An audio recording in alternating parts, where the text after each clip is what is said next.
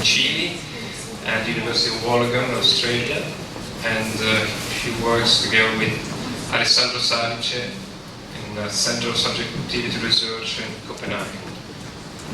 The subject is helping others in joint action. Yep. Do you need a couple of microphones or?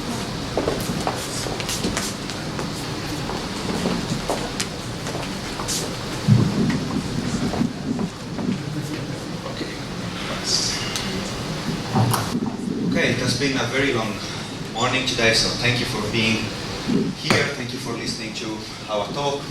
So this is what we are going to present today. Is a first part on a larger project, and perhaps if we have time, Glenda will say something about the implications of what we're going to present today for the second part of the project. Now, let me start very quick here. So one of the reasons why shared intention have attracted so much interest in the last decades is that they seem to be able to explain collective actions. So collective actions would be one action that is steered, governed, and monitored by shared intention, But obviously, the question here is, well, what does actually mean to shared intention? What are collective intention? That is, what are intentions shared by many? And you might be well familiar with this debate, so I'm going to be very fast here. One could somehow reconstruct the debate in the following way and say, well, shared intention can be accounted for either as intentions of a plural subject or as intention of a particular mode held by, but intentions that are held by individuals, and then they could be accounted for in terms of so-called content approach to shared intention, meaning that individuals have individual intentions and they enter some silent relation to each other. Now, it seems to be the case that according to the standard approach, the predicate to intend in the phrase we intend to J, for instance, is univocal, meaning that one could say that, well, according to the standard approach, there is one and only one sense in which an intention can be said to be shared.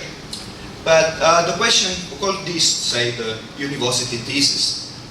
But the question we would like to ask today is whether the univocity thesis really holds, meaning that whether there is only one sense in which intentions can be said to be shared.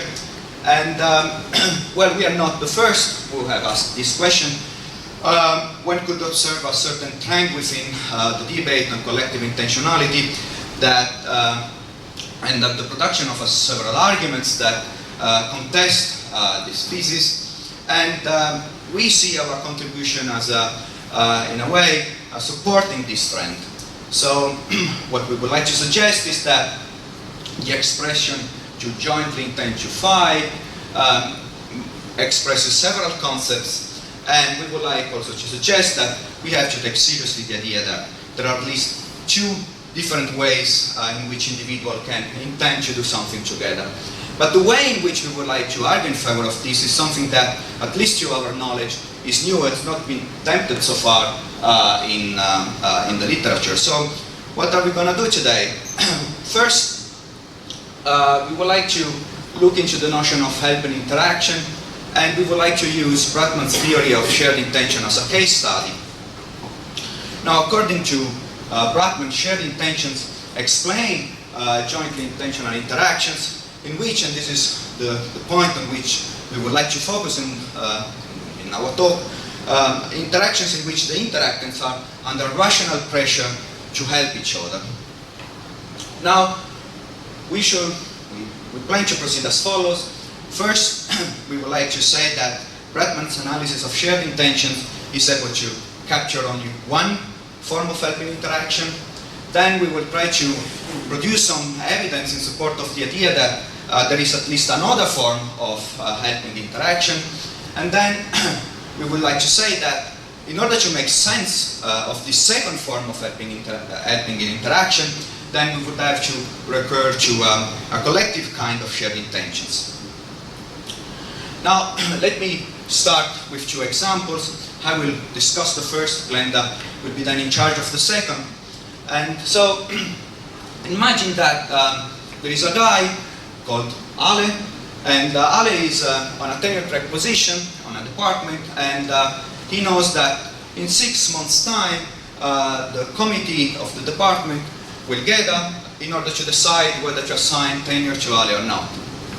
Now, Ale has an okay CV, but he thinks, well, it might be a good idea to maybe publish a paper before the meeting takes place.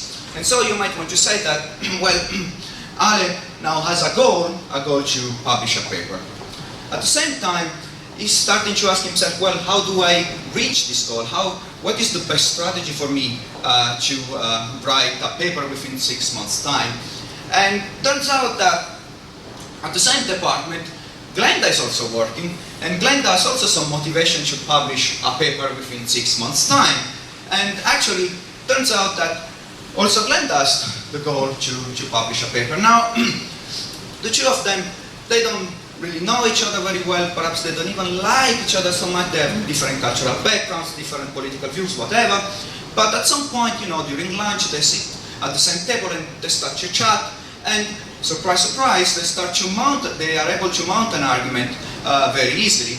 And so one could say that at some point, Ale starts to think that the best strategy for him to publish a paper within 6 months is by means of a strategy in which Glenda figures as contributors. And Glenda comes to the same idea. She starts to think, hey, well, Ale has something interesting to say about a certain philosophical topic, so it might be a good idea to develop a strategy in which Ale also figures as a contributor. Now, it seems plausible to cash out this idea conceptually in terms of Bratman's theory of shared intention. So it might be that at some point, Ale and Glenda, they formed intentions of a particular structure. So, such that Ale at some point intends that Glenda and Ale write a paper, and Glenda also intends that Glenda and Ale write a paper. Now, obviously there are many different ways in which these intentions can be formed and can be structured, but one particularly important point for Bratman's theory is that these kind of intentions are not of a coercive nature. So it might be that, for instance, I formed the intention to write a paper together with Glenda, but then I put a gun on the head of Glenda and say, now you will write the second chapter and the third chapter for my paper. So that sort of scenario has to be excluded if you want to give an account of jointly intentional action. And so that is why we could add a second condition in this account, saying that, well, the way in which Ale intends that Glenda and Ale write a paper is in accordance with and partly because of Glenda's intention, meaning that Ale is taking Glenda's intention actually very seriously. He's forming his intention contingent or in independence with Glenda's corresponding intention. But that is not yet enough. There must be, as I mentioned in the previous slides, there must be a coherent strategy that brings the two of them towards the goal. So, meaning that Ale intends here that Glenda and Ale write a paper in accordance with and partly because of meshing sub-plans of Glenda's intention. So, for instance, Glenda and Ale agreed upon the fact that Ale will write the introduction and the conclusion, and maybe the first chapter, and Glenda will write the second and the third chapter. Another elements here that has to be put into the picture is that 1, 2, 3, the first three conditions have to be, as Bratman says, out in the open, meaning that there must be common knowledge established between Glenda and Ale about them having those intentions and so on and so forth. There is also a certain mutual responsiveness between the two. Suppose that after a given amount of time, Ale is now wondering, well, is Glenda actually gonna give me her part of the paper in time? And so you send her an email and asking her, hey, how are things doing? And then Glenda replies and says, well, I'm working on that, so rest assured that you will get my contribution in a given amount of time, within the agreed amount of time. And finally, and this is again, the elements that will keep us busy for the next, in the last part of this presentation, there is, as Bretman says, a pressure to mutual help and support. So, for instance, suppose that in a certain moment, Glenda realized that Hale is not able to provide the contribution that he agreed to deliver within the time that they have agreed upon. And so, at some point, Glenda feels that actually she has to do something, she has to put more effort in order to reach that, in order to get that things done within the deadline. So we could say here that Glenda is now under a rational pressure to help Hale. But the question we would like to ask here is, well, what sort of help is here at stake? And we might want to say, well, that Glenda here intervenes in order to fix a problem that she conceived of as her problem. And it is her problem because, remember, it stands in the way to her goal, namely the goal to publish a paper. Now, it seems plausible to contend that this, namely to solve the problem, that is what Glenda is directly intending, meaning that it is the content of the intention that steers her action when she jumped in and put some extra effort in order to get the contribution done within the deadline. But now let me just further elaborate on that. So I said in the beginning that we have here two goals. So Hale has the goal to publish a paper, and Glenda has the goal to publish a paper, and it happens to be the case that the two goals overlap. So Glenda's goal, the goal to write the paper, overlaps and coincides to a certain extent to Hale's goal. Now we might want to characterize this idea by saying that the goal here is shared, but is shared in a distributive sense, meaning that Hale's goal again overlaps with Glenda's goal, but there is no intrinsic link between the two goals. Now, at the same time, we do not want to exclude, and actually this is what the whole point of Bretman's theory is to us, that the strategies of the agents towards their goal are interdependent. So both agents know about the fact that their goal overlaps. So I know that Glenda has the goal to publish a paper, and Glenda knows that about me, and it is therefore that we develop a strategy in which our intentions are taken seriously. Yes, they are considered within the strategy. Now, since Glenda knows that their goal overlaps with Hale's, now she also knows that in fixing what she understands to be her problem, she will also fix Hale's problem. And this again due to the fact that the two goals overlap. So in fixing the problem, she indeed helps Hale. But again, how can we characterize this form of helping behavior more closely? We could say here that help is a salient and even foreseen side effect of Glenda's action, and then we could say that it is intentional. But the way or the sense in which this action is intentional is could be cashed out as only indirect or oblique. And it is indirect or oblique because remember that Glenda has the intention to fix a problem that she understands to be her problem. So Glenda does not have an intention, the content of which is to fix Hale's problem, but she knows that in fixing her problem, she will also fix Hale's problem.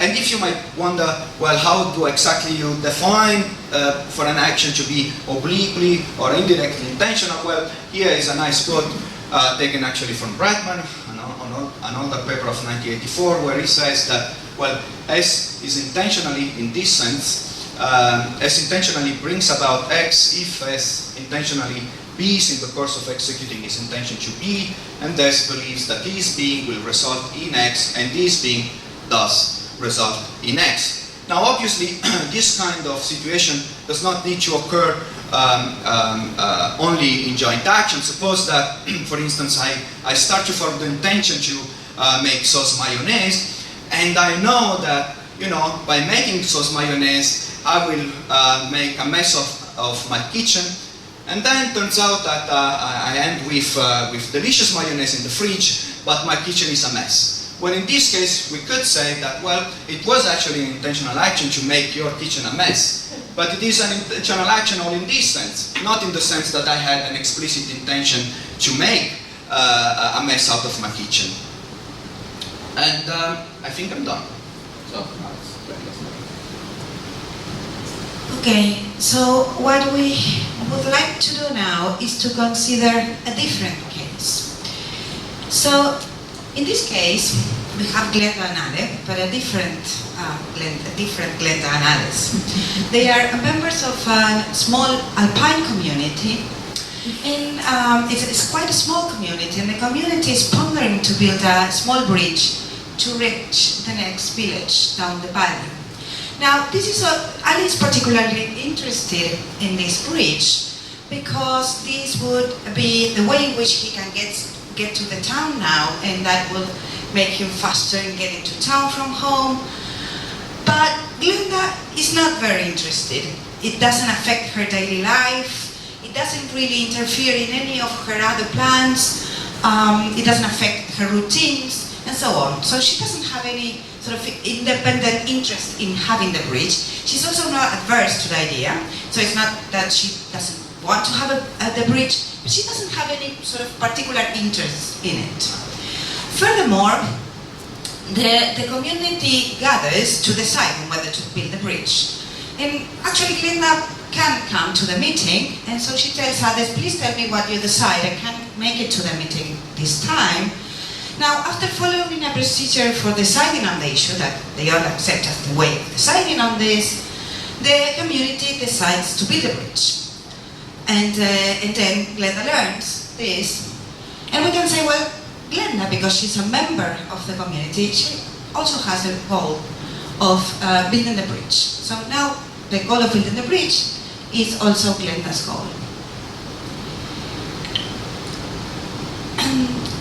Now, let's see what happens if we have a case in which there's a problem with that. So when they decided on how to build the bridge, remember this was a small community, they also decided on roles about what each was going to do in contributing to building the bridge. And Ali is an engineer, so he was in charge of calculations as to the supports of the bridge. And let's further suppose that Glenda also has a lot of knowledge of engineering, but she got a different job. She needs to control, say, the boot, and how many boot do they need to build the bridge. Now, suppose that Ale is not able to do these calculations. He is sick, he's going to be sick for a while, he can't do it, and then Glenda learns about this. So it seems that Glenda now is under the rational pressure of helping Ale. And suppose that she actually does. She has knowledge of engineering, so she does. She actually starts working on these calculations. Now the question is, what kind of help is at stake here?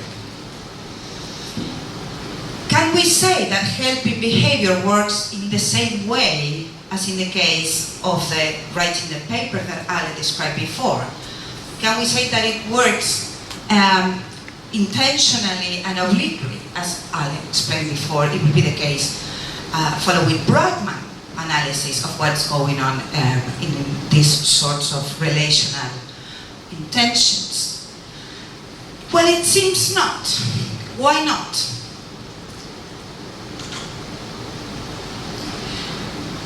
This condition seems to be insufficient to capture the helping behavior because in the case of Bradman we have this notion of distributive shared goal. Now, but in the second case, remember, Glenda doesn't have any sort of independent interest in having the bridge. So, when she fixes the problem, she's not trying to solve a problem that is her problem independently of being Ale's problem. So we cannot make sense of her contribution by saying, well, she's just contributing to whatever her goal is, and then indirectly helping Ale. Because it seems that when she solves the problem, she's both contributing to her problem and his problem. And in this sense, it seems that, at least intuitively, that this helping, it's direct. It's not just something that is a consequence of another thing that she's doing, right? Say, writing, fixing the conclusion of the paper, or a further goal, individual goal in this sense. So how can we make sense of this second case of helping behavior? What we should say is it the case that we can think of this kind of help as direct or not, and how would we justify that conclusion? So as we said, helping the other in the first example is only obliquely intentional, but we have this impression that we cannot really use that account to make sense of the second case, the case of where they have the goal because they are members of the community. Now, one way in which we can then try to address this issue and explain this helping behavior is by taking seriously the idea of a genuine collective goal. One possibility would be that in this case we have a different structure of intentions, and it's because we have this different structure of intentions that we get a different case of helping behavior. So then, the strategy for us to make sense of this case is to take seriously this proposal that intentions in this scenario can be qualified as intentions of a we. Intentions that are shared in the sense that they are intentions of one plural subject. And what would be characteristic of these we intentions is that the subject of these intentions is a singular, or if you like, that it's one plural subject rather than a plurality of subjects. Simply just a plurality.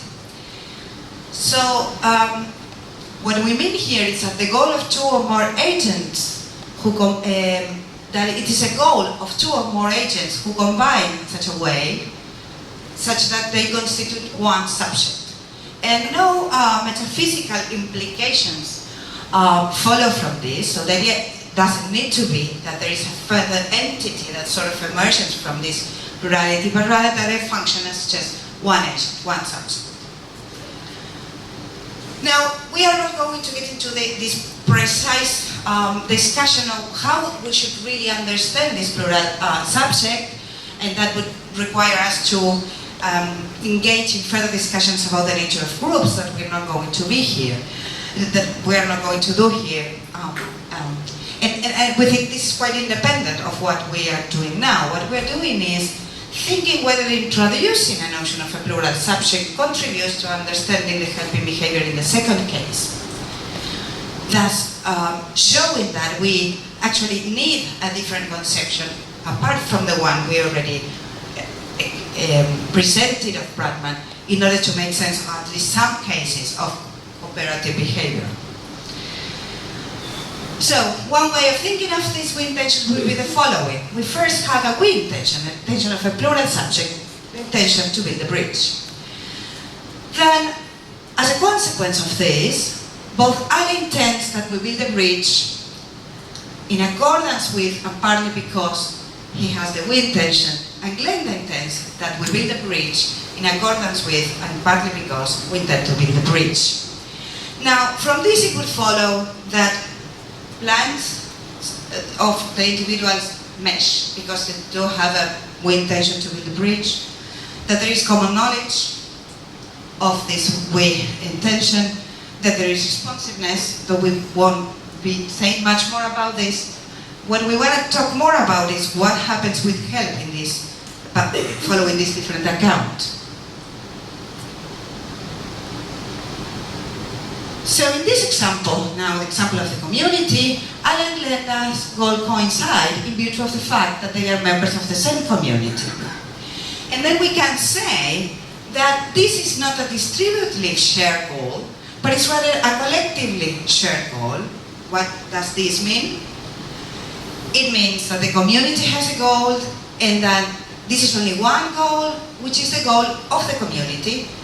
And because of this, Glenda and Ale inherit the goal who are members of the community. So Glenda and Ale have the goal because they are members of the community, and the community has the goal. Now, Glenda and Ale would not have had the goal if the community would not have had the goal. So there is an intrinsic dependence between Ale and Glenda and the community having the goal.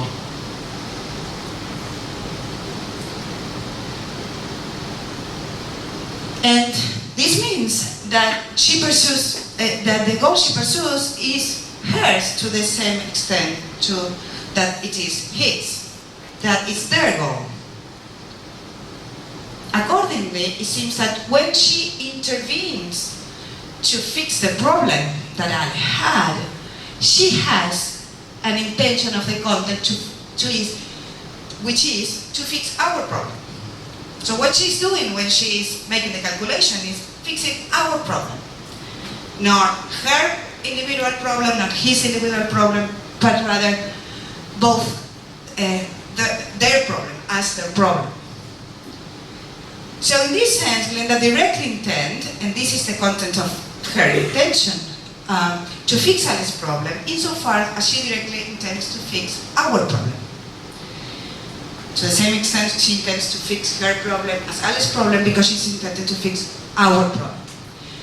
As you can see, this makes helps direct, while in the other case, we had help only indirect or obliquely as a result of another intention, a different intention.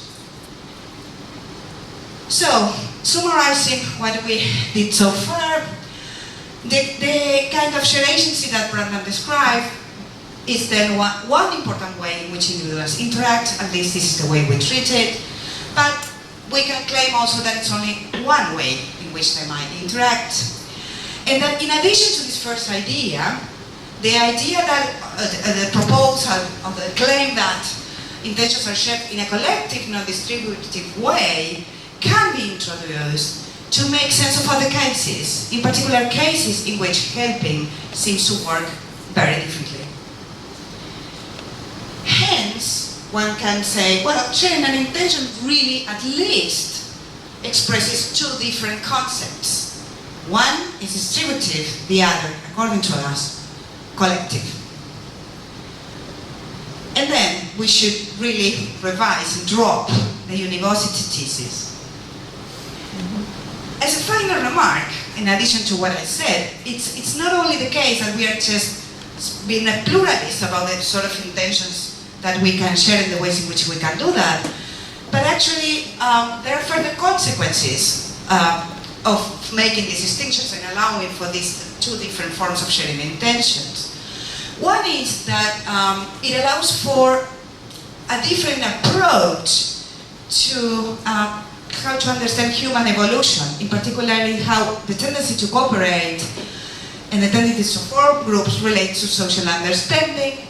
And with this, I will finish our presentation today.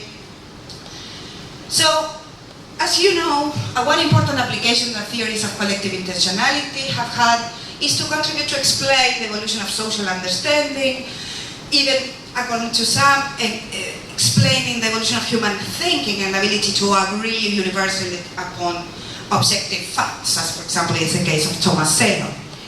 And the idea has been, for example, in the case of Tomasello and other developmental and comparative psychologists and primatologists, to base their explanation of social understanding and the evolution of social understanding in part of, in Bradman's theory of shared intentions. And that led to a two-factor-based theory of the evolution of this social understanding and probably universal human understanding in the sense of objective thinking. So on the one hand, and this, the Barnick and Tomasello papers and many papers of the Tomasello group and other people that follow them, have it that there are two independent tendencies. One is the altruistic tendency to cooperate, and the other is sort of basis is the development of a Brahmanian notion of intention that is based in its turn in theory of mind skills. So in this case, in order to explain these human institutions, you need both, on the one hand, a tendency to help, which already gives you some understanding what the other is up to, and independently of this, theory of mind skills that give you another sort of ability to cooperate with others. Now, accepting a shared form of intentionality, namely a robust kind of the kind I described, so where there is this opposition between distributive and collective, allows you to give just one factor explanation of this social understanding, because it shows that cooperation and collective intentionality are intrinsically linked. So, in explaining how the humans form groups, you also explain how they develop their ability to cooperate and how they understand the goals of others as taking them as their own goals, their own shared goals. And no further factor will be required. And this is all today. Thank you. Thank you so much. Very, very nice presentation. I have one question by Margaret, one question there. Okay. Third question, I praise you to be brief because we are quite late.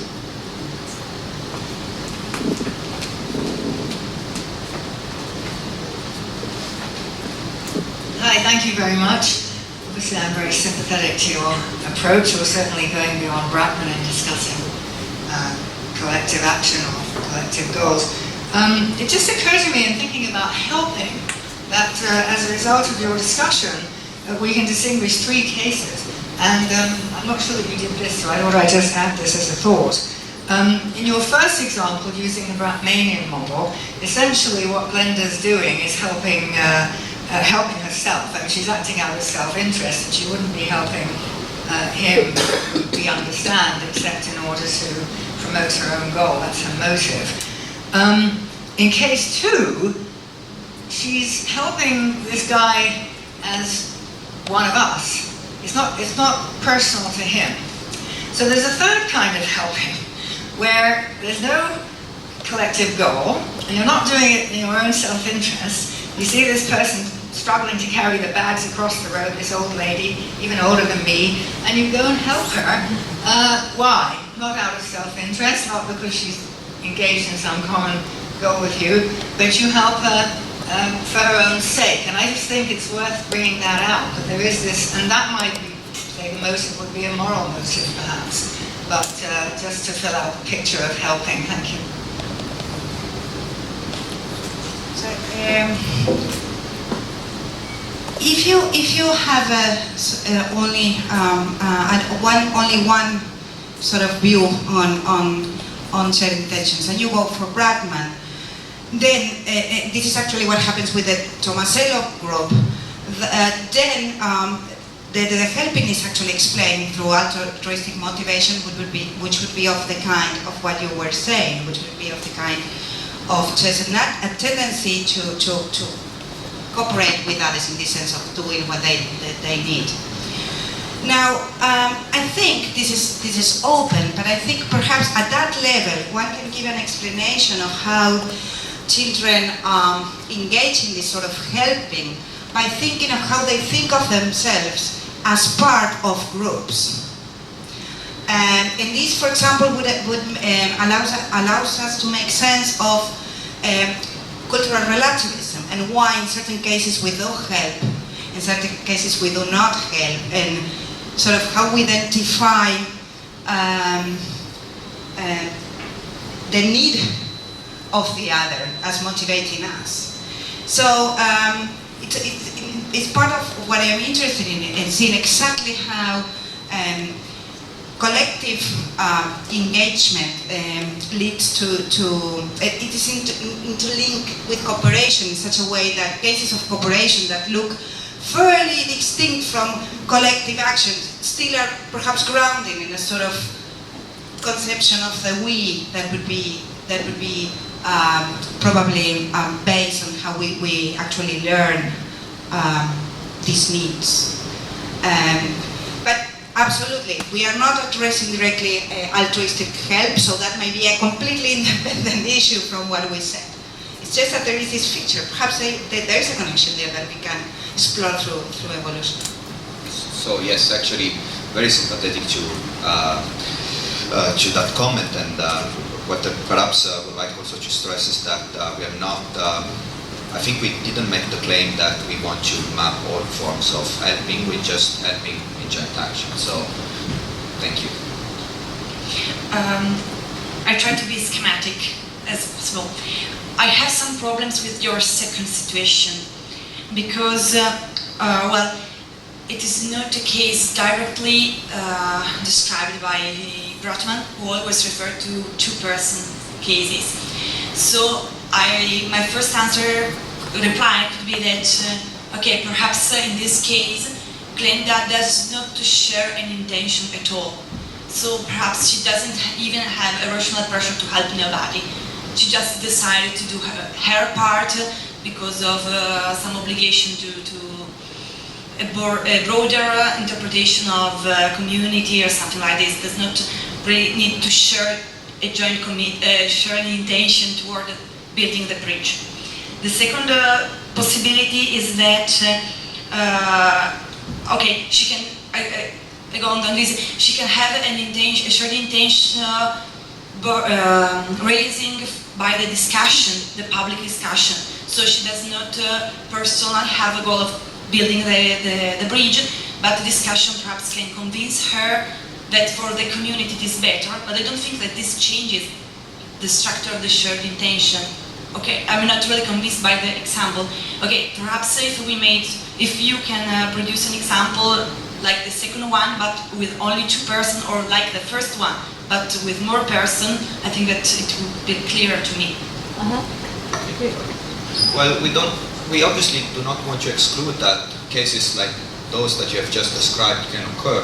There are cases that can, in real world, occur. But just remember how we have introduced this example. So Glenda and already are both member of this community. Glenda didn't take part to the public debate in which the decision has been made, and then she calls Ale, and Ale said, well, we have decided to build the bridge. At that moment, you might want to say that simply by in virtue of Glenda being a member of that group, well, she inherited the group's goal. The exact process by means of which she inherits, I know that the word inheritance here is partly vague, but you might want to recur, for instance, to normative elements, the fact that being a member of a community commits you to have the goal of the community, to intend the goals of the community as yours goal, or perhaps there are other processes. We didn't really address that issue. The main point was that, well, Glenda has the goal, right? She has the goal based on the fact that she's a member of us, of the group. Sorry, I'm just not sure that this is a Bartmanian shared intention. Okay, but it isn't. It isn't. Well, it is, Okay, so there is not necessarily a rational pressure to help. This is my point. So I think you might think of cases in which people do not help, right? So at the beginning the case is not already framed into one theory. So the idea is, suppose that Glenda helps. So she has a goal because she's a member, and she helps, she contributes. How can we make sense of that? So people are sometimes very selfish, and they fail to do things that we might have grounds to think they would have the obligation or the commitment to do. Now, but we are not making that point, but that she should. But rather to say, well, what happens in this case? So she jumps in and helps. Is it a case in which we can say she's doing that for the sake of her goal? Or in order to explain what happens in these cases, which are fairly common, yes, when people are doing things together in this way, so they belong to groups, and suppose people that are organizing the conference, someone couldn't come, and then someone uptakes the role that the other had, things like that. Now, how can we make sense of that? Is it the best way to go with Bradman? Or is it that we sort of need to or it would be better to introduce another way of understanding what's going on there. That's the argument. Thank you for your talk. I would maybe suggest a third possibility, a third notion of help. So I would suggest a third scenario or possibility. Imagine that in this scenario, in this situation, Glenda helps Ale by doing the job Ale contingently is not able to do. But she doesn't make this because she is now a part of this community, not because she is now a part of this joint commitment, but just like she wants very genuinely help Ale. So Glenda's intentions is directed to Ale. She wants very simply helps Ale to achieve this goal, but she is not personally interested in this goal. She is indirectly interested in this goal, just because the achievement of this goal is can represent a success for Ale, and she wants taking care of Ale's career and so on. Yeah, so I think this is partly related to what the question that Margaret has raised. So what we want, what we wouldn't deny is that there might be a whole bunch of possible other motivations, or Glenda might act based on a lot of different kinds of intentions in order to help Ale. So for instance, you might want to say that even in the first case, in the Brahmanian case, Glenda is a very altruistic person. She always follows the maxim, help the other whenever they need help, right? Well, then in that case, in addition to the rational pressure to pursue and to reach her goal, she also has some kind of more moral motivation in order to help Ale. We won't deny that. We don't even want to deny the contrast, that even in the case of the community, in addition to her sharing that intention and therefore being under a rational pressure to help the other in this different way, she might also have the concomitant intention to say, well, I want to raise my reputation. I want to be perceived as a good member of the group, or I'm doing this because I would expect that then maybe in the future I will need help, and then if I help her, Ale, then perhaps Ale will help me later.